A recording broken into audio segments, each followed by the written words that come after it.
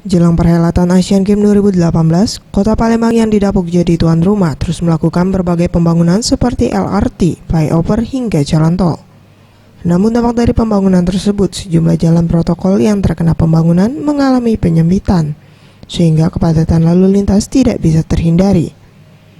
Untuk menjaga arus lalu lintas di Palembang tetap lancar, terutama di jam sibuk, baik pagi hari maupun sore hari, Dinas Perhubungan Palembang mengerahkan 150 petugas setiap harinya yang ditempatkan di 40 titik kemacetan.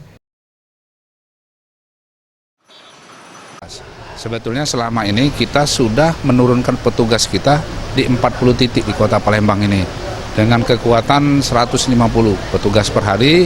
Kalau pagi itu dari jam 7 sampai jam 9, kalau sore jam 3 sampai jam 6. Mega Dwi Handayani, Maulana Yusuf, Sriwijaya TV.